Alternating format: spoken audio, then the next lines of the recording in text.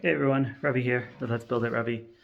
So update on the room today. So this is bedroom 1 still, and we've kind of, come a long way. So let's take a look. What we see here is we have gotten through the majority of the plastering on the ceiling.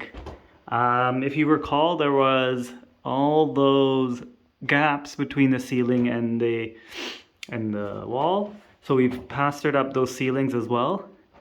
Not fully finished, but it is making its way.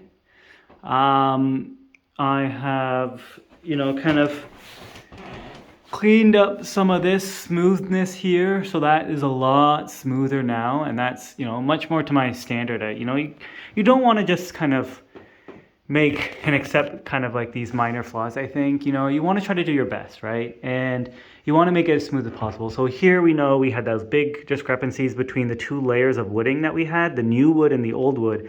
And the new wood is just a little bit thinner, like 2 millimeters thinner. And so when I connected the drywall to that support wood, it was 2 millimeters. So I had to patch that up. I guess I could have, I could have just left it and let it be. But I think maybe just going back, I even picked up a new tub of skim and went back and did it again, just to extra smooth it out. So it's much better. I think it still needs to dry, which is surprising because I did it last night. So it's a bit surprising. But overall, I think the room is looking good, to be honest. We are getting so close to finishing. Essentially what I got to do next is just smooth out some of this rough underplaster, and then I'll put this finishing plaster on. I've already used the PVA glue, so yeah, why don't I just show you a little bit about what's going on here.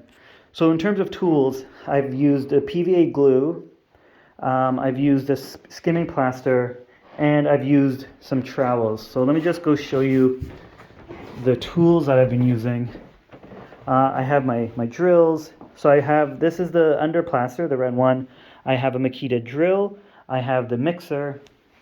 I have my paintbrush.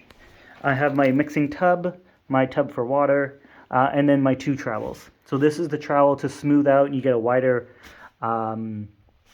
surface area, wider edge, and that you can then give that allowance. So my smoothness will be up to this ledge, and I just pack this full of finishing plaster, and with this trowel I put the finishing plaster on, and then this will smooth it out to the maximum and minimum up to this range.